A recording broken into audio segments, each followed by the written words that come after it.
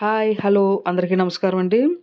సందర్భం ఏదైనా సరే ఇలా 2 స్వీట్లు చాలా సింపుల్‌గా తక్కువ ఖర్చుతో, తక్కువ టైంలోనే ఇలా తయారు చేసుకోండి. చాలా బావుంటాయి. చాలా తక్కువ టైంలో మనం తయారు చేసుకోవచ్చు. ఒకటి శనగపిండి లడ్డు, అలాగే మరొకటి పల్లి కట్లీ అనమాట. చాలా సింపుల్ ప్రాసెస్ అండి. మరి పల్లి కట్లీ ముందు చూద్దాం. ఒక గ్లాసు వేరుశెనగ పలుకులు ఇలాగా లైట్‌గా వేయించుకోవాలనమాట.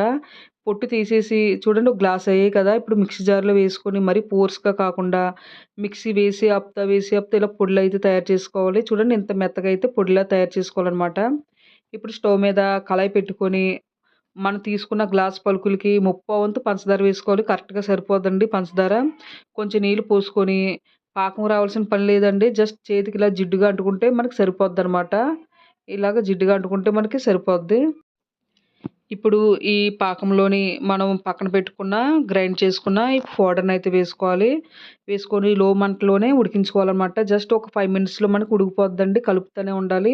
ఈ ఉండలన్నీ కరిగి మనకి ముద్దగా అయితే తయారవుతదనమాట. చూడండి ఒక స్పూను నెయ్యయితే వేసుకుంటున్నానండి. ఒకే ఒక స్పూన్ నెయ్యయితే వేసుకోవాలి.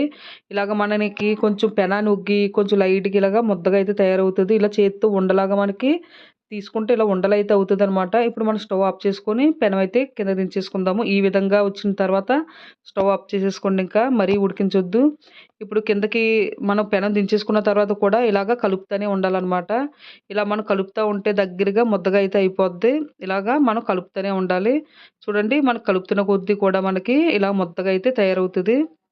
ఇంక మనకి నెయ్యి ఒక స్పూన్ అయితే సరిపోద్ది. నెయ్యి వేసుకున్న పనైతే ఏం లేదు. ఇలా ముద్దగా తయారైంది గదా! ఇప్పుడు దీన్ని ఒక బటర్ పేపర్ మీద గానీ, లేదంటే ఒక పాలిస్టర్ కవర్ మీద గానీ ఇలా వేసేసుకోండి. వేసుకొని ఇలా చపాతీ కర్రతో ఇలా రోల్లో అయితే తయారు చేసుకోవాలి. చూడండి నాకైతే మరీ ముద్దగా అయితే లేదు.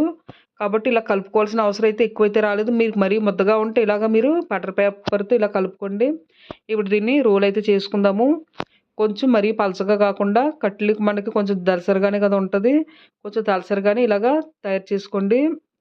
ఇప్పుడు దీని మీద ఒక సిల్వర్ పేపర్ కూడా పెట్టుకొని మీకు నచ్చిన షేప్‌లో ముక్కలైతే చాకుతో కటింగ్ చేసుకోవాలి. అంతేనండి. చాలా సింపుల్‌గా కట్లయితే మనకి రెడీ అయిపోయింది. చాలా సింపుల్ అండి. అంతా మీకు పల్లీలు గాని వేయించుంటే ఒక 15 నిమిషాలు మీకు రెడీ అయిపోద్ది. చాలా సింపుల్ ప్రాసెస్ అండి పల్లి కట్లీ. అంతేనండి. చాలా సింపుల్‌గా మనకి పల్లి కట్లీ అయితే రెడీ అయిపోయింది. మనం తీసుకున్న గ్లాస్ పలుకులకి మనకి ఈ మాత్రం అయితే పల్లి కట్లీ అయితే అయిందండి. చాలా స్మూత్‌గా చాలా బావుంటదండి. చాలా టేస్ట్‌గా ఉంటది. సింపుల్‌గా తయారు చేసుకోవచ్చు. మరి కంపల్సరీగా మీరు ఈ పల్లి కట్లీ అయితే మీరు ట్రై చేయండి. ఇప్పుడైతే మనం శనగపిండి లడ్డు అయితే చూద్దాం. శనగపిండి లడ్డు కూడా చాలా తక్కువ టైంలోనే తయారు చేసుకోవచ్చండి. స్వీట్ అయితే మాత్రం చాలా బావుంటది. కంపల్సరీగా మీరు ట్రై చేయండి.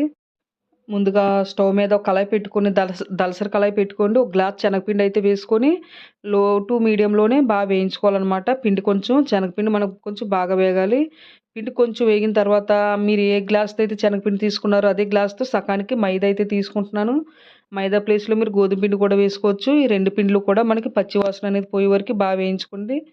పిండంతా కూడా మనకు బాగా వేగాలనమాట. మనం పూర్తిగా నెయ్యి అయితే వాడలేదండి. పూర్తిగా దీనికి ఆయిల్ అయితేనే మనం ఈ ఆయిల్‌తోనే మనం చేస్తున్నాము.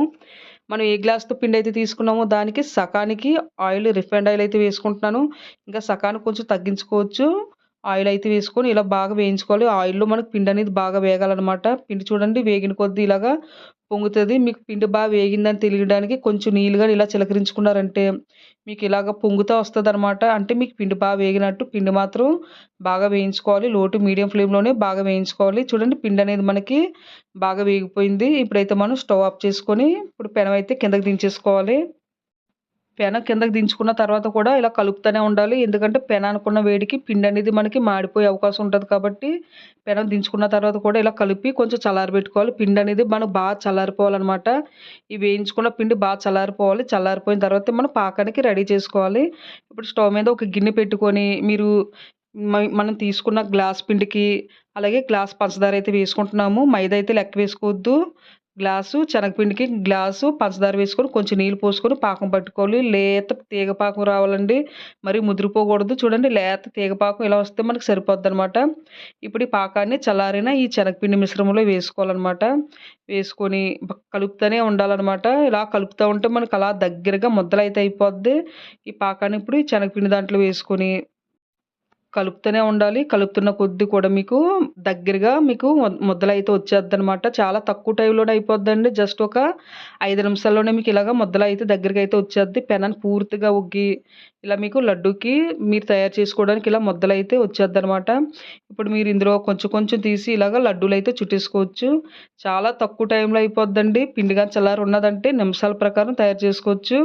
అంతేనండి, మనకి శనగపిండి లడ్డు కూడా రెడీ అయిపోయింది. స్వీట్ చాలా బావుంటదండి. చాలా టేస్ట్‌గా అయితే ఉంటది. కంపల్సరీగా ట్రై చేయండి. 2 స్వీట్లు కూడా మీకు తక్కువ టైంలో, తక్కువ ఖర్చుతోటే, నెయ్యి కూడా ఎక్కువైతే వాడలేదు. చాలా తక్కువ ఖర్చుతోటే మనం తయారు చేసుకున్నాము.